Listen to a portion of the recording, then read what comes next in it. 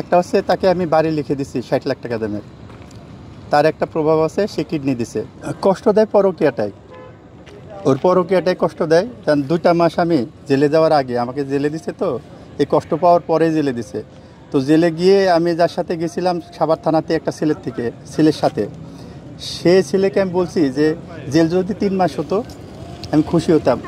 ওরা আমার পুরো এমন রাগ যে এটা কী বলছেন, 1 সপ্তাহ বা 2 দিনের ভিতরে আমরা বের হতে চাই, আর আপনি বলছেন 3 মাস। আমি বলছি আমি দেখো আমি হচ্ছে অসুস্থ মানুষ, তারপরে আমি 3 মাস চাচ্ছি কেন, যে আমি এই 2 মাস যে কষ্ট করছি প্রতিদিন হাতুড় দিয়ে আমার বুকের ভিতর বাইরানো হয়েছে।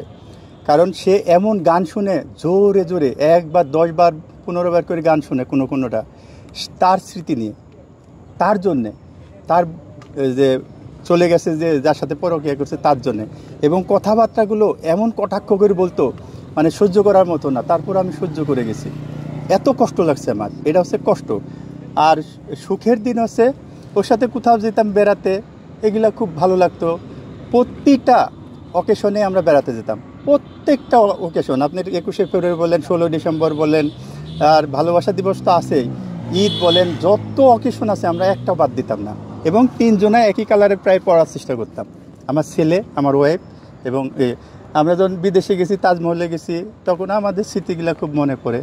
অপারেশনের আগে জেলখানা না, জেলখানার ভিতরে আমার ওষুধ দেয় না, দেখা তো দূরের কথা, তারা ওষুধ বন্ধ করে দিছে, যে ওষুধ বন্ধ করলে তো সে থাকবে না। আর আমি যেখান থেকে গেছি ওখান তো আমার কোনো আত্মীয় নাই, আমার বাসার থেকে গেছি।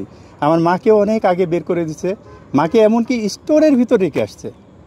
আমার টুনির মা আর টুনির বড় বোন স্টোরের ভিতরে, আমি পরে আমি গেছি সাভারে, যাই দিয়ে আমার মা স্টোরে কার্টুন বিছিয়ে শুয়ে আছে, স্টোরের ভিতর শুয়ে আছে। আমি বলছি মা তুমি এই অবস্থায়, কয় তোর দেখ তোর বউ, তারপরে তোর শাশুড়ি আর তোর যেটা এভাবে আমাকে রেখে গেছে, দিয়ে গেছে মেয়ের কাছে। মেয়ে হচ্ছে 2টা মেয়ে, জামাই, ইয়ারা থাকে একটা ছোট্ট রুমে, সেখানে তো জায়গা হয় না। পরে বাড়িওয়ালার স্টোর ছিল, আশেপাশে ভাঙা চেয়ার টেয়ার পরে রয়েছে, তার মাঝখানে কার্টুনও আছে, কার্টুনে পরে আমার মা শুয়ে আছে। আমার কিচ্ছু বলতে পারলাম না। আমার ওয়াইফকে খালি এসে বললাম তুমি এটা করলে আমার মাকে স্টোরে ফেলে দিতে, কোনো কথা বলবা না। তাদের শক্তির সাথে আমি কখনোই পারি নাই, তাদের উপরে কথা বলতে কখনোই পারি নাই। কারণ তার বোন হচ্ছে আমাকে যখন তখন হেনস্থা করবে, যে কোনো সময় সব সময় পুলিশের ডর দেখাচ্ছে, এখনও পুলিশের ডর দেখায়, মানে কেস করছে। এবং এখনও বলছে, এদিনকে হুমকি দিচ্ছে যে আরও 4-5টা মামলা হবে তোমার নামে। তা আমি বলছি আমি আর কী করবো, আপনাদের যেটা মন চায় সেটা করুন। আমি কিন্তু এখনও কোনো মামলা বা এসব করি নাই, কিছুই করি নাই। একটা হচ্ছে তাকে আমি বাড়ি লিখে দিছি 60 লাখ টাকা দামের, তার একটা প্রভাব আছে, সে কিডনি দিছে। আর আমার বোনের কথা বলি, প্রথমে আমার মায়ের কথা বলি। প্রথমে আমার মারে চেক করা হয়েছে, মারে শ্যামলীত নিয়ে যায় পুরোটা চেক আপ করা হয়েছে। মার যে কিডনি সেটা মারই লাগবে, কারণ ওনারা হচ্ছে বয়স হয়ে গেছে বেশি, উনি দিতে পারবেন না। আমার ছোটো ভাইকে বলছি, ছোটো ভাই চেক আপ করছে, মানে একটু নেই করছে সাথে থেকে। আমার ছোটো ভাইয়ের গ্রুপ মিলে না, আমার সাথে ওর বি পজিটিভ গ্রুপ মিলে না, আমার এ পজিটিভ গ্রুপ মিলে না। আমার বোন আমার পাশে বসে, সোফায় বসে বলছে ভাই তুই চিন্তা করিস না। আমার বড় বোন, যে নাকি এই কয়েকদিনে, যে 1 মাস 2 দিনে মেডিকেলে এসে বুয়েট থেকে শ্যামলীতে প্রত্যেক দিন পাখির বাচ্চার মতো করে এসে আমাকে খাইয়ে দিত, রান্না করে নিয়ে এসে। আমার এই বোন, সে বোন বলছে ভাই তুই চিন্তা করিস না, আমি আছি, আমি তোকে দিব। বাড়িতে যাওয়ার পরে আমার দুলাভাই ভাঙচুর শুরু করছে এই কথা শুনে।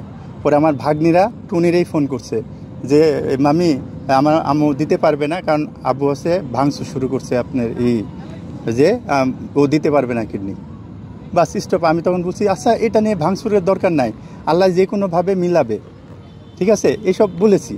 কিন্তু টুনির সাথে তো আমার কথা হয়েছে, টুনি দিবে, কিন্তু এগুলা হচ্ছে বলা। আর ও বলছে যে আমার বোনের মিলসে দেয়নি, এগুলা শুনছি যে বোন মিলসে দেয়নি, এগুলা যে যেমন আমি বাসার থেকে বের করে দিছি, পরকীয়া করছি, একই ধরনের কথা সব। ওনারা অভিনয়ে 1 নাম্বার, বললাম ছোটোবেলার থেকে তারা অভিনয়ে 1 নাম্বার। প্রতিটা জায়গায় সে অভিনয় কোন জায়গায় কী করতে হবে খুব ভালো জানে। শুধু ও একা না, ওর বোন জানে, ও জানে, ওর মা জানে, কারণ এরা প্রচুর মিথ্যা কথা বলতে পারে। আমার ছেলেটাকে বলা হয় সত্যবাদীর ছেলে, কারণ আমি সত্য কথা বলি সব সময় সত্য কথা বলি। তার খালারা জানে, তার মামারা জানে, তার মানে খালা তো 4-5টা, তার ছেলে মেয়েরা জানে, সবাই জানে। আমার ছেলেটা হচ্ছে আমার মতো, ও সত্যি কথা বলে সব সময়, এজন্য সত্যি কথার বেটা এটা, মানে ছেলে। তো ওকে যদি আপনি আলাদা, আমার ছেলেকে একটু আলাদা ওর মায়ের কাছ থেকে বা ওর নানির কাছ থেকে বা ওর বড় মা মানে জেঠাশের কাছ থেকে আলাদা নিয়ে যদি বলেন বাবা তুমি সত্যি কথা বলবা, প্রত্যেকটা কথা সত্যি বলবে।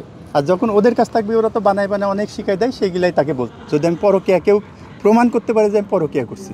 আপনার ছেলের বয়স কত? 18 বছর, 18 বছর 6 মাস। তাহলে তো বড়, সে সব কিছু বুঝে। বুঝে, কিন্তু তার মা তাকে এখনও খাইয়ে দেয়, ভাত খাইয়ে দেয়। সে একা খেতে পারে না ভাত, পরোটাটা খেতে পারে একা, কেটে দিতে হয় তারপরে কেসি দিয়ে পরোটাগুলো। দিব্য, জি। তার ভূমিকাটা কি আসলে এখন? তার ভূমিকা, সে তাকে সম্পূর্ণ কিছু বলা হয় না, তাকে যত রকমের উল্টাপাল্টা কথা, যেমন আপনার মিডিয়াতে যেমন ছড়াইছে মিথ্যা কথা, তাকেও সেই মিথ্যা কথাগুলাই সাজানো হয়েছে তার মনের ভিতরে, যে তোমার বাবা এই এই ওই, এটা হবে, মানে খারাপ। আমি জানি না, খারাপ ছাড়া ওকে কখনোই ভালো কিছু শিখাই নাই। শিখিয়ে তাকে আপনার ইয়াতে নিয়ে যায়, ওই কোর্টে নিয়ে যায় দাঁড় করায়। সে আমার দিকে তাকায় না, অন্যদিকে তাকিয়ে থাকে। এগুলো শিখানো সব। আমি তো জানি, ওই ফ্যামিলিতে 19 বছর ছিলাম। ওরা কত বড় অভিনয়, কত বড় জানে, মিথ্যা কথা জানে, সেটা আমি খুব ভালো করে জানি। কথা বলছেন? ছেলের সাথে কথা বলছি, যে একদিন বললাম যে ওয়াইফকে রিকোয়েস্ট করলাম যে আমার ছেলেকে দাও,